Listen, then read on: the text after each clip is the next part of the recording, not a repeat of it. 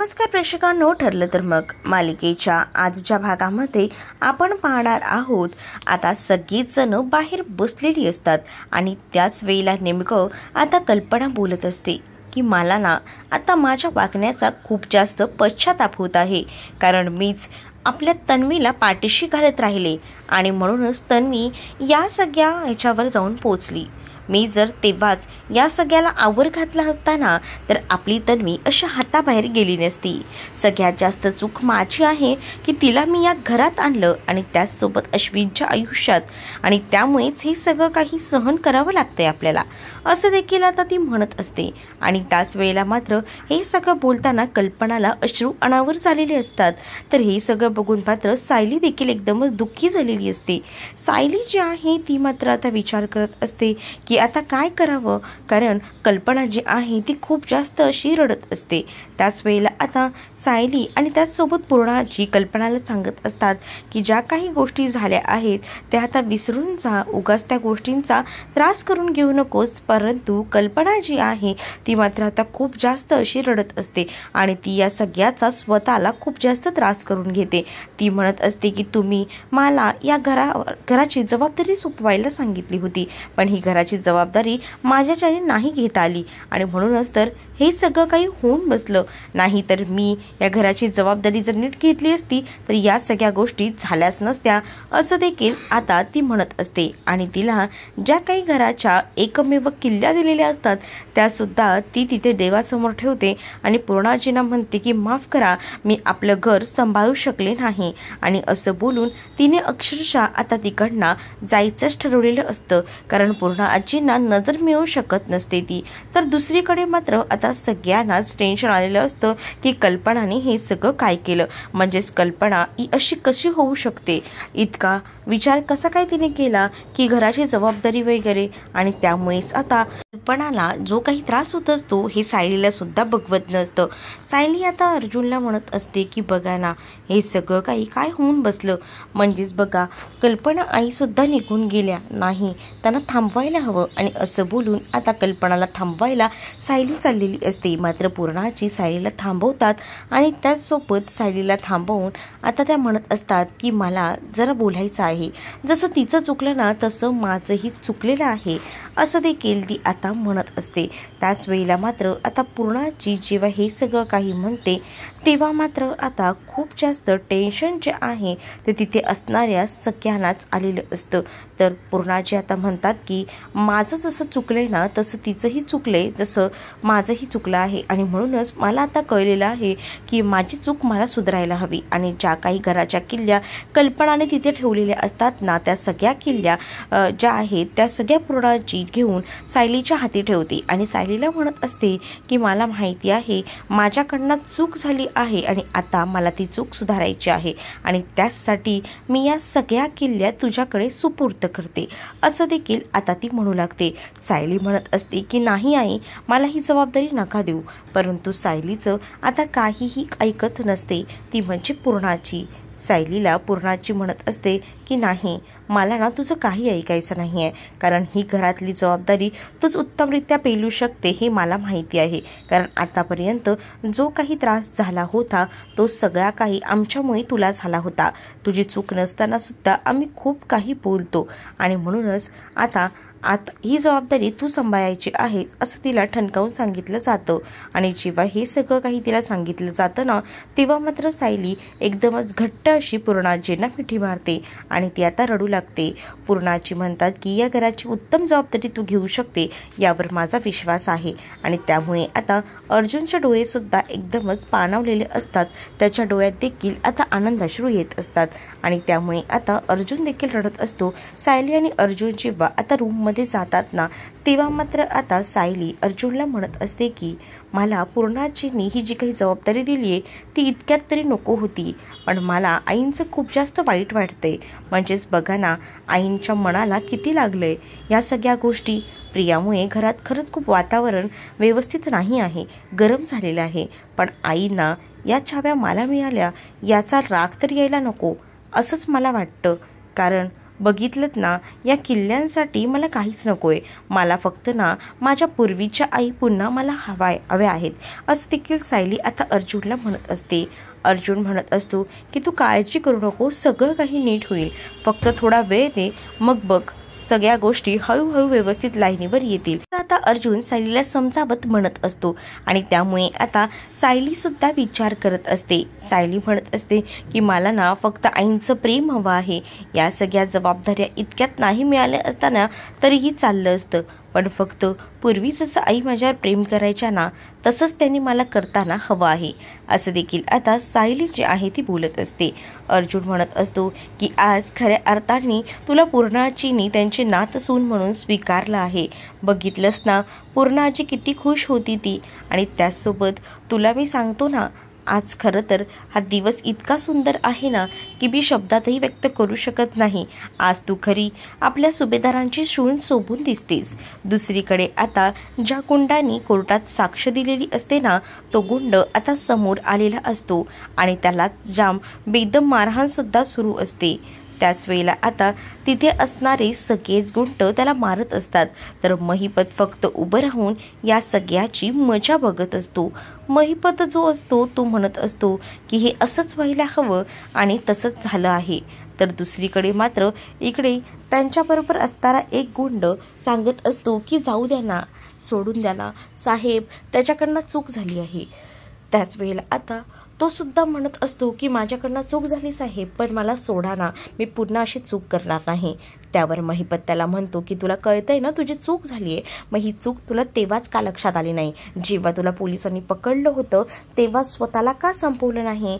तू कोर्टात साक्ष दिलीस आणि म्हणूनच माझी मुलगी या सगळ्यामध्ये अडकली, असं देखील आता महिपत जो आहे त्या गुंडाला बोलत असतो आणि त्याला म्हणत असतो की तुला तुझी शिक्षा मिळाल्याशिवाय तुला समजणारच नाही.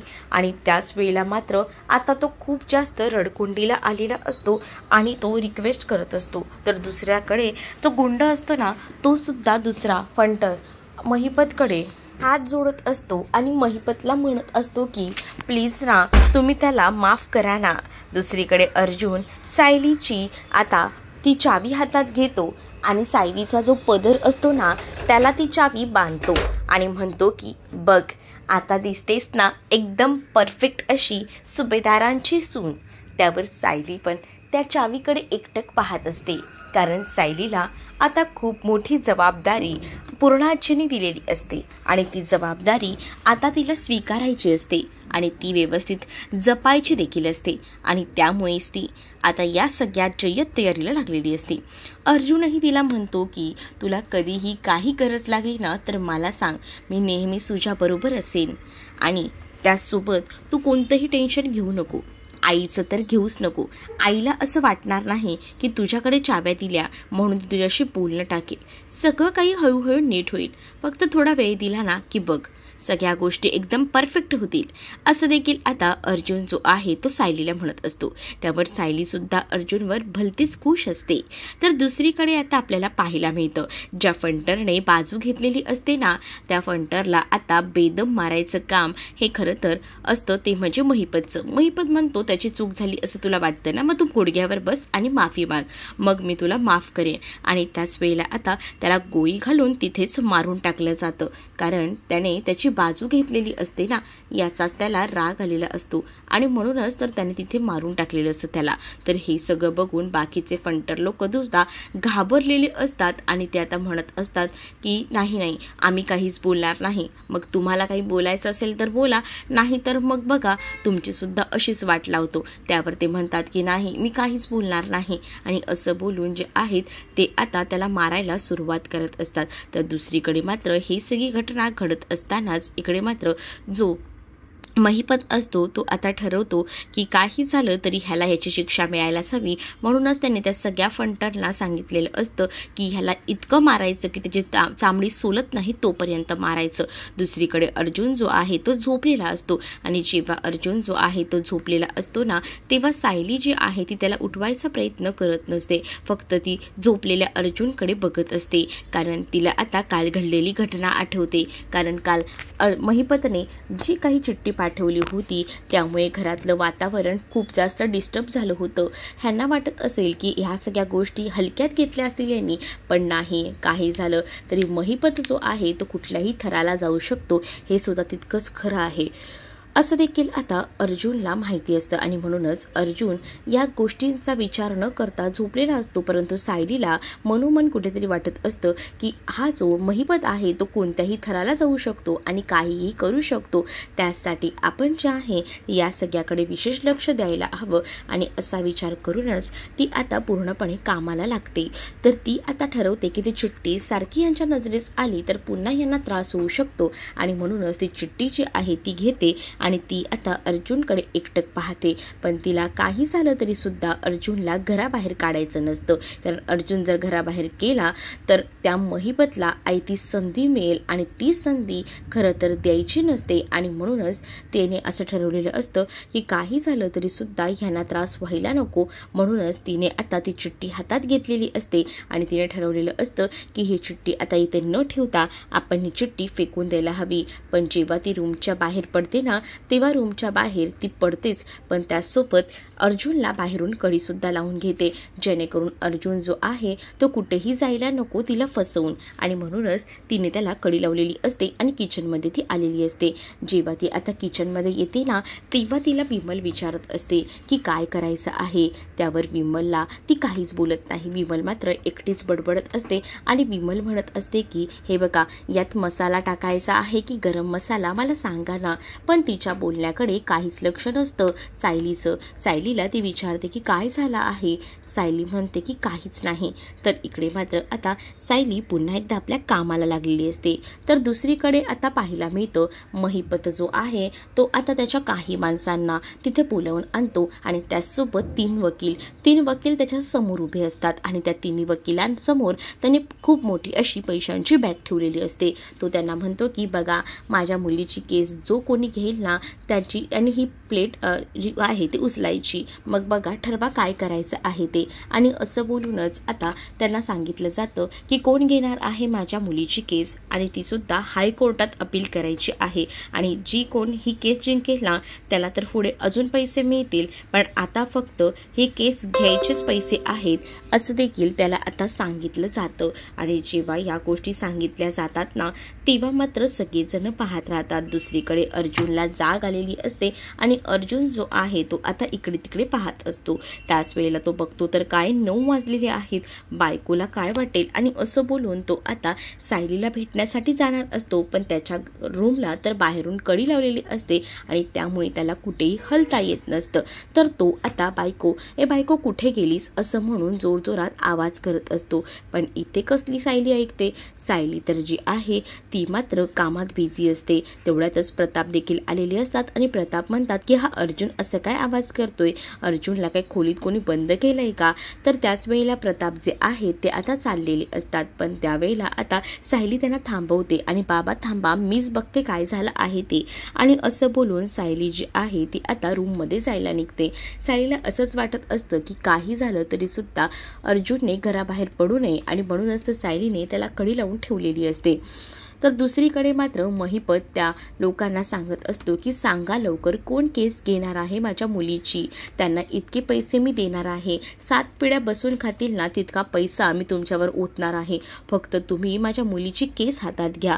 पण त्याच वेळेला ती लोक म्हणत असतात की अर्जुन सुभेदाराच्या विरोधात कोण जाईल, कारण वात्सल्य आश्रम ही केस इतकी गाजलेली आहे आणि ती केस अर्जुन सुभेदार जिंकलाय, त्यामुळे नाही होऊ शकत असं देखील ते म्हणत असतात. पण त्यावेळेला महिपत त्यांच्यावर चिडतो आणि म्हणतो की हे असं कसं तुम्ही म्हणू शकता, तुम्हाला ही केस घ्यावीच लागेल. दुसरीकडे अर्जुन हा सायलीला म्हणत असतो की आपल्या रूमला बाहेरून लॉक कोणी लावलं. त्यावर सायली म्हणते की मीच लावलं आहे. तुम्हाला काय झालंय, काय हवंय तुम्हाला. त्यावर सायलीला अर्जुन म्हणतो अगं अशी काय करतेस, मला खाली जावं लागेल, त्याचसोबत मला ऑफिससाठी सुद्धा बाहेर पडावं लागेल. मग तुम्हाला लॉक लावलंस तर मी कसं काय बाहेर पडू असं देखील तो म्हणत असतो. त्यावर सायली म्हणत असते की तुम्हाला जे काही काम करायचं करायचं आहे ना ते घरातून करा. तर अर्जुनला सायली म्हणते की तुम्हाला केससाठी तर कुठे बाहेर जायचं नाही आहे, माझ्या मीटिंग्स आहेत असं अर्जुन म्हणतो.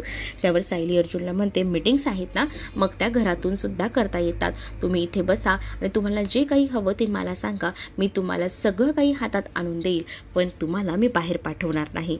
दुसरीकडे जे वकील असतात ते म्हणत असतात की ऑलरेडी ही केस दामिनी हरलेली आहे, तर ही केस आम्ही तरी कशी जिंकणार आहे.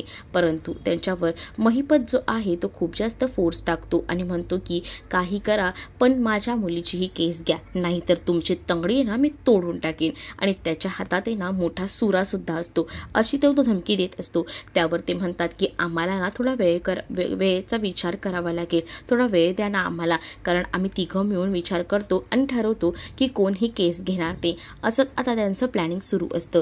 त्यावर महिपत जो आहे तो म्हणत असतो की विचारच करा, नाही तर सगळंच काही सोडून निघून जाल ना तर खूप मोठा प्रॉब्लेम होऊ शकतो, एवढंही लक्षात ठेवा.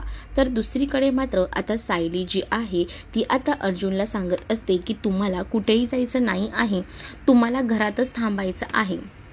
अर्जुन म्हणतो की सायली तू अशी काय म्हणतेस, कारण तुला तर माहिती आहे आपल्या घरामध्ये काय पद्धत आहे, रूममध्ये बसून नाश्ता करायचा नाही अँड ऑल. त्याच वेळेला आता हे सगळं तर ठीक आहे पण तुम्ही घरातनं बाहेर पडायचं नाही. हे बघा तुमचं भविष्य बघा आजच्या पेपरातलं, तर पेपरामध्ये भविष्यवाणी केलेली असते की तुम्हाला आज बायकोचं ऐकावं लागणार आहे, तुम्ही आज बायकोच्या मुठीत आहात, नाहीतर तुम्हाला खूप मोठा पश्चाताप होऊ शकतो, असं या पेपरात लिहिलेलं असतं. त्यामुळे सायली म्हणते की या पेपरात जे काही लिहिलेलं आहे ना ते नीट वाचा. तर दुसरीकडे आता अर्जुन विचार करतो की मी तर सायलीचा पेपर तर वाचलेला आहे, पण आता ना मला असं वाटतं की सायलीचं भविष्य देखील वाचायला हवं. तर त्यामध्ये लिहिलेलं असतं की आज तुम्ही बायकोच्या मुठीत असणार आहात. हे वाचूनच आता अर्जुन जो आहे तो मात्र डोक्याला हात लावून घेतो, कारण त्याच्या अपेक्षेच्या बाहेरचं सगळ्या काही गोष्टी असतात. तर दुसरीकडे अर्जुन जो आहे तो हळूच घरातनं बाहेर पडत असतो, पण सायलीने आता अर्जुनला घराबाहेर पडताना बघितलेलं असतं. त्यामुळे अर्जुनला सायली थांबवते आणि म्हणत असते की ओ कुठे चालला आहात, तुम्हाला सांगितलंय ना कुठेही जायचं नाही, मग कसे काय तुम्ही जाऊ शकता, असं बोलून ती त्याचा हात पकडते. आणि त्याच वेळेला आता ती म्हणत असते की तुम्हाला या घराच्या बाहेर पडायची बिलकुलही परवानगी नाही आहे, त्यामुळे तुम्ही गपगुमानपणे आपल्या घरातच बसा, कुठेही जायचं नाही. आणि असं बोलून ती आपल्या पदराला त्याला बांधून ठेवते. पूर्णाजी हे सगळं बघते तर तिला हसू येत असतं. तर दुसरीकडे आता अर्जुन निमित्त करत असतो की वॉशरूमला जायचं आहे, तेव्हा तरी सायली माझा पदर हातातला सोडेल, पण कुठे सायली तर ती आहे ती काही पदर आता सोडायला तयारच नसते. ती म्हणत असते की नाही मी तुम्हाला सोडणार नाही. सायलीला तो म्हणतो की प्लीज ना. तर सायलीचा पदर आता सायलीने सोडलेला असतो आणि अर्जुनला मोकळं केलेलं असतं. त्या संधीचा आता अर्जुन फायदा घेतो. चैतन्य आलेला असतो आणि चैतन्य आणि अर्जुन दोघंही जण सायलीचा लक्ष नसतो तोपर्यंत पळ काढतात. जेव्हा सायलीचं लक्ष नाही आहे तोपर्यंत त्या दोघांनी जेव्हा पळ काढलेला असतो ना तेव्हा मात्र आता इकडे सायलीसुद्धा त्यांच्या मागे जाते आणि सायली म्हणत असते बघितलं का पूर्णाची, तुमचा नातू ऐकतच नाहीये, निघूनही गेला. सायलीला आता पूर्णाची म्हणत असतात की अगं गेला आता काय करणार. सायली म्हणते तुम्ही का नाही थांबवलं, तर मगाशी तुम्ही तर माझी बाजू घेतली होती ना, तर आता तू जशी माझी सून आहेस तसा तो माझा नातू आहे ना, मग त्याची सुद्धा बाजू मला घ्यावीच लागणार, म्हणूनच मी त्याची बाजू आता घेतली. आणि असं बोलून पूर्णाची आता हसत असतात. तर तुम्हाला हा भाग कसा वाटला हे नक्कीच मला कमेंटमध्ये सांगा आणि अशाच नवनवीन भागांसाठी आपल्या चॅनलला सुद्धा सबस्क्राईब नक्कीच करा. चला तर मग भेटूया पुढच्या भागामध्ये, तोपर्यंत टाटा बाय.